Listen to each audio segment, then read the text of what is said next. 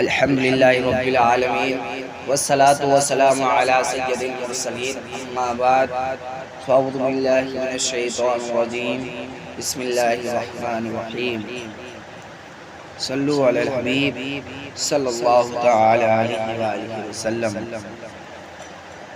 سعادت کے جلووں میں رحمت پروردگار آئی، سعادت کے جلووں میں رحمت پروردگار آئی، مسلمانوں کے گھر چل کر خدا کا لطف و عام آیا۔ اللہ رب العزت قرآن مقدس میں ارشاد فرماتا ہے، یا ایھا الذین آمنوا کتب علیکم الصیام کما کتب علی الذین من قبلکم لعلکم تتقون۔ ترجمہ کنز الایمان کہ اے ایمان والوں، تم پر روزے فرض کیے گئے جیسے اگلوں پر فرض ہوئے تھے کہ کہیں تمہیں پرہیزگاری ملے۔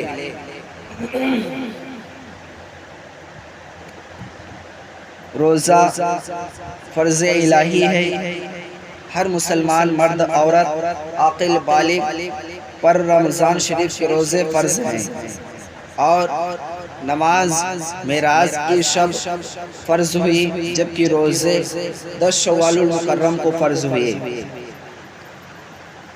ہر ایک یاد کسی نہ کسی بزرگان دین کی یاد ہوا کرتی ہے۔ اسلام میں اکثر اعمال کے پیچھے کسی نہ کسی نیک بندے کی یاد موجود و مقصود ہے، جیسے عرفات کے میدان میں حج کا فریضہ حضرت آدم حضرت حوا کی یادگار ہے، قربانی کا نیک عمل حضرت ابراہیم اور حضرت اسماعیل کی سنت ہے، اور صفا مروہ کی سعی حضرت سیدہ ہاجرہ رضی اللہ تعالی عنہا کا دونوں پہاڑوں کے درمیان دوڑنے کی یاد کو باقی رکھتا ہے۔ اسی طرح اللہ کے نبی سید عالم صلی اللہ تعالی علیہ وآلہ وسلم رمضان شریف کے مہینے میں کچھ دن کھانے پینے سے پرہیز کرتے تھے، یعنی اللہ کے نبی سید عالم صلی اللہ تعالی علیہ وآلہ وسلم نے رمضان شریف میں بھوکے اور پیاسے رہنا پسند فرمایا، تو اللہ تعالیٰ نے بھی روزے کے لیے ماہ رمضان کو پسند فرما لیا اور پورے رمضان کے روزے ایمان والوں پر فرض کر دیے، تاکہ میرے حبیب کونین کے طبیب مصطفیٰ جان رحمت صلی اللہ علیہ وسلم کی یادگار باقی رہے، اور میرے محبوب مصطفیٰ کریم صلی اللہ علیہ وسلم کی سنت قائم رہے۔ حضرت آدم علیہ السلام ہر ماہ کی 13، 14، 15 کو روزہ رکھتے تھے۔ حضرت نوح علیہ السلام پورے سال روزہ رکھتے تھے۔ حضرت داؤد علیہ السلام ایک دن چھوڑ کر ایک دن روزہ رکھتے تھے۔ حضرت عیسیٰ علیہ السلام ایک دن روزہ رکھتے تھے، 2 دن نہیں رکھتے تھے۔ روزے کا سب سے بڑا فائدہ روزہ رکھنے کے سبب روزے دار متقی پرہیزگار بن جاتا ہے، اس لیے اللہ تعالیٰ نے ارشاد فرمایا ہے قرآن مقدسہ میں، لعلکم تتقون، تاکہ تم اے ایمان والوں پرہیزگار بن جاؤ، متقی ہو جاؤ۔ بچوں کو روزے رکھنے کا حکم دو، بچوں کو جلدی سے جلدی روزہ رکھنے کا حکم دو، یعنی عادت ڈالو، تاکہ جب بچہ بالغ ہو جائے تو اسے روزہ رکھنے میں دشواری نہ ہو۔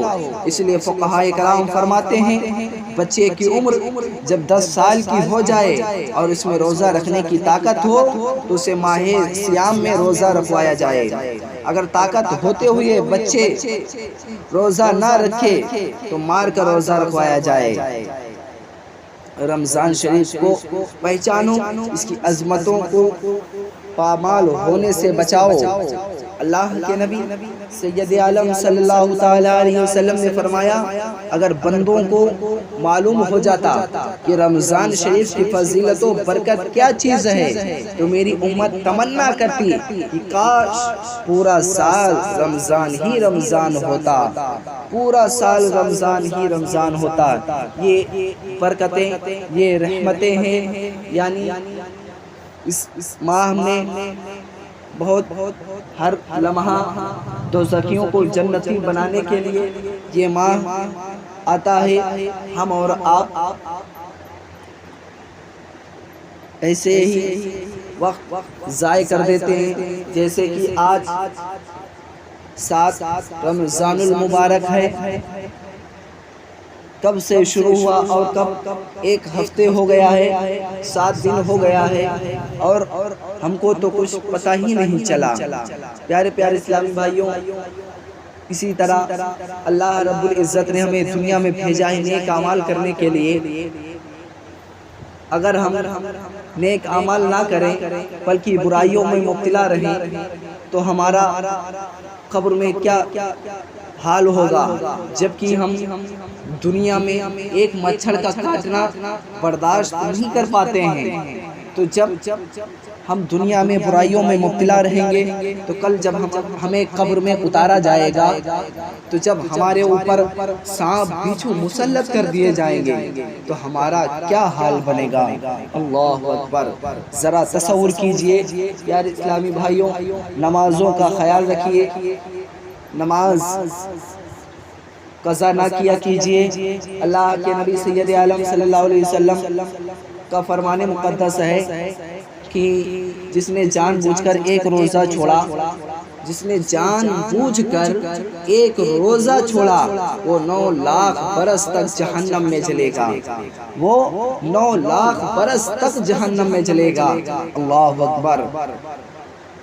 پیارے اسلامی بھائیوں، یہ ماہ مقدس ہے، اس کا احترام کرنا چاہیے، اس کی عظمتوں کو سمجھنا چاہیے کہ خالق کائنات نے یہ پیارا پیارا موسم بہار رمضان المبارک جو سارے دنوں کا سردار ہے، اس ماہ میں خالق کائنات نے پھر سے ہمیں ایک بار سانسیں لینے کی توفیق عطا فرمائی ہے۔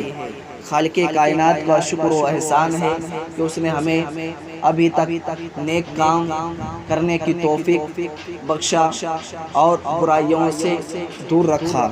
خالق کائنات کا شکر و احسان ہے۔ رب تبارک و تعالیٰ کی بارگاہ میں دعا ہے کہ مولا ہم سب کو اہدنا الصراط المستقیم پر چلنے کی توفیق عطا فرمائے، مسلک اعلیٰ حضرت پر قائم دائم رہنے کی توفیق عطا فرمائے۔ صلو علی الحبیب صلی اللہ تعالیٰ علیہ وسلم۔